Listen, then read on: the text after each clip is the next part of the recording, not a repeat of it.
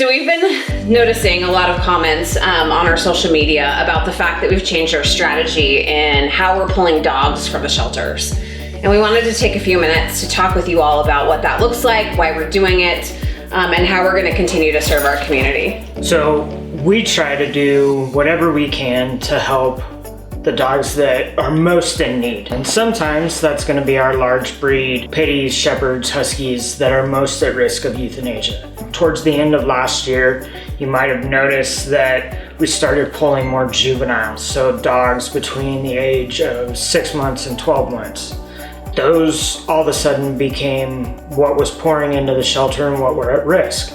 So we started pulling more of the juvenile dogs. Well, this year, especially in the past 2 or 3 months, the shelters have just been completely inundated with moms and puppies. And so they've been reaching out and they've been asking for help with those dogs. Moms and puppies are most at risk in the shelter because they're most susceptible to illness. And shelters are places and spaces where dogs are coming in and they could have any number of illnesses that can be spread to puppies that aren't unvaccinated. So the shelters are continually reaching out to us and asking us for help with moms and puppies so that they don't end up on the euthanasia list. Last week, we heard from our shelter partners at our city shelter, and they had to euthanize 35 dogs in one day.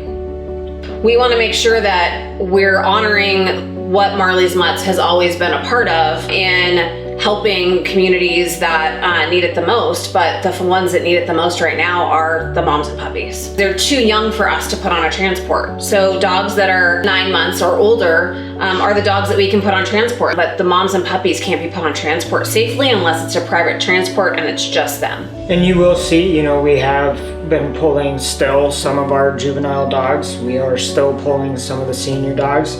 It's just the main focus, again, is going to be what our shelter partners are talking to us about, what they really need the help with. We're going to step up and we're going to help wherever we can. So we currently have 68 dogs on site. There's probably another 20 or so in foster care. And so you are seeing a lot of puppies, but we do still have a lot of the other dogs, the large breed, pitties and huskies that we're still looking out for and advocating for. A large part of what we're seeing in the community is, still the irresponsibility of backyard breeders.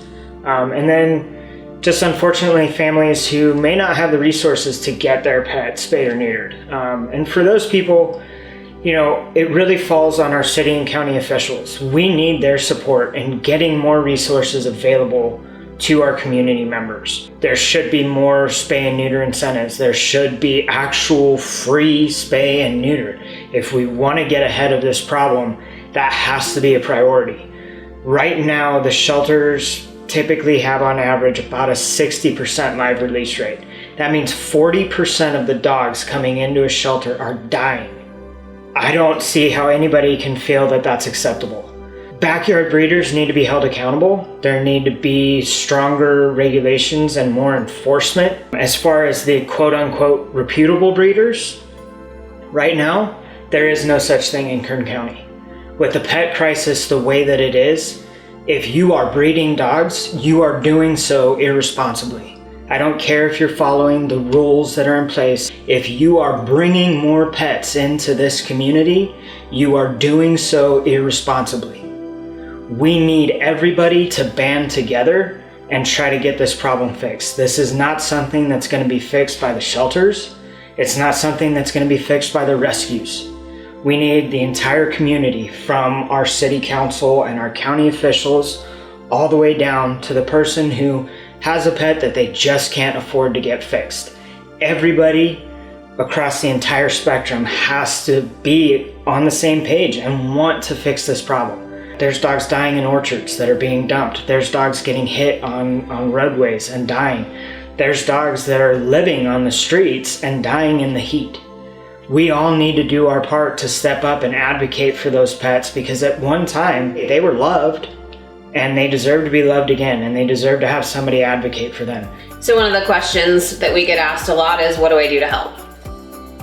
Reach out to your city, county, state and federal officials and talk to them about the problem that we're having. That's number one. Number two, volunteer. Volunteer at the shelters, volunteer at the rescues. Help groups that are feeding the stray population to get food and water out to the animals that are in the heat that are dying. Educate, talk to everyone you can about what's going on and get them behind the cause to help as well. And reach out, communicate. Part of what we're doing is trying to build relationships in the community. If you have, a neighborhood that's overrun with stray pets and you would like help getting a snip bus in to help spay and neuter those animals, so at the very least they're not continuing to reproduce, call us, talk to us. Call the shelter, talk to them, let them know what you're trying to do. Get in touch with Critters Without Litters, call the snip bus. There are resources out there.